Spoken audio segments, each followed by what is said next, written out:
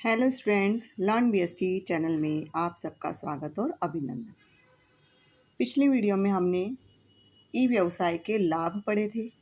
इस वीडियो में हम पढ़ेंगे ई व्यवसाय के सीमाएं या दोष। सबसे पहला है अल्प मानवीय स्पर्श। हालांकि ई व्यवसाय अत्याधुनिक तो हो सकता है, लेकिन इसमें अंतर व्यक्ति पारस्परिक संपर्क की गर्माहट का अभाव होता है। अर्थात जब हम ऑनलाइन कोई भी वस्तु खरीदते तो आमने सामने प्रत्यक्ष रूप से ग्राहक और व्यापारी दोनों ही नहीं मिल पाते हैं। इस सीमा तक यह उन उत्पाद श्रेणियों जिनमें उच्च वैयक्तिक स्पर्श की आवश्यकता, अर्थात जिनको टच करके देखने की आवश्यकता होती है, वह प्रोडक्ट लेना क्या है, सही नहीं है। इसके लिए ये उपयुक्त विधि नहीं है। जैसे वस्त्र, प्रसाधन इत्यादि के व्यवसाय के लिए अपेक्षाकृत कम उपयुक्त विधि है। सेकंड है आदेश प्राप्ति, प्रदान और आदेश पूरा करने की गति के मध्य असमरूपता। सूचना माउस को क्लिक करने मात्र से ही प्रभावित हो सकती है। अर्थात जैसे ही कोई भी वस्तु आप खरीदते हैं ऑनलाइन, तो माउस पर क्लिक करके उसको सेलेक्ट करके आप कार्ट में डालकर और उसको खरीद लेते हैं। परंतु वस्तुओं की भौतिक सुपुर्दगी में लगता है समय। लेकिन कुछ वस्तुएं हैं जिनकी सुपुर्दगी में समय लगता है। जैसे आप कोई भी प्रोडक्ट खरीद रहे हैं तो टाइम लगेगा, जबकि आप मूवी या कोई भी गाने या कोई भी सॉफ्टवेयर डाउनलोड करते हैं तो वो तो तुरंत डाउनलोड हो जाता है। लेकिन कोई भी प्रोडक्ट आप मंगाना चाहते हैं तो उसमें क्या लग जाता है आपको, समय। यह असमरूपता ग्राहक के सब्र पर क्या पड़ जाती है, भारी। कई बार तो टेक्निकल प्रॉब्लम्स आ जाती है, जिसके कारण वेबसाइट खुलने में भी असामान्य रूप से, यानी आवश्यकता से भी कई बार जितना आप उम्मीद नहीं कर सकते उससे भी अधिक क्या लग जाता है, टाइम। और यह बात भी प्रयोगकर्ता को क्या कर देती है, हतोत्साहित कर सकती है। नेक्स्ट है ई व्यवसाय के पक्ष में तकनीकी क्षमता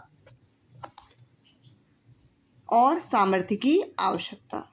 3 पारस्परिक विधाओं पाठ, पठन, लेखन और अंकगणित का अलावा ई व्यवसाय में सभी पक्षों की कंप्यूटर के संसार से उच्च कोटि के परिचय की आवश्यकता होती है। अर्थात जो भी इस प्रोडक्ट को बेचता है, ऑनलाइन कोई भी प्रोडक्ट बेचता है, ई व्यवसाय करता है, उसके लिए कंप्यूटर नॉलेज होना क्या है, आवश्यक। और यही आवश्यकता समाज में क्या कर रही है, विभाजन। यानी कुछ को समझ है, कुछ को समझ नहीं है, तो उनका क्या हो गया, पार्टीशन, विभाजन कर दिया, जिसे कि अंकीय विभाजन कह सकते हैं और कहते हैं। ये इसके लिए उत्तरदायी होती है, जिसमें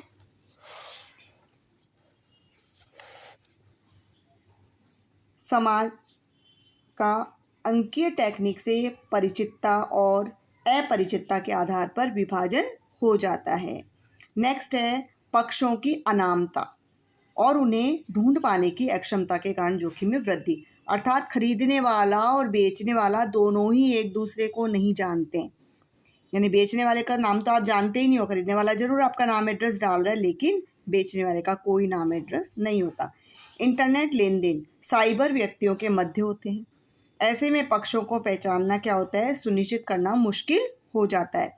यहाँ तक कि कई ये भी नहीं जान सकते कि पक्ष किस स्थान से प्रचालन कर रहा है, अर्थात कहाँ से माल को बेच रहा है। ये जोखिम भरा होता है और इसलिए इंटरनेट पर लेन देन भी जोखिम भरे होते हैं। और इसमें अतिरूपण यानी अप्रतिरूपण, अर्थात किसी अन्य का आपके नाम पर लेन देन करना और गुप्त सूचनाओं के बाहर निकलने का डर भी बना रहता है। जैसे क्रेडिट कार्ड विवरण जैसे अतिरिक्त खतरे भी हो सकते हैं।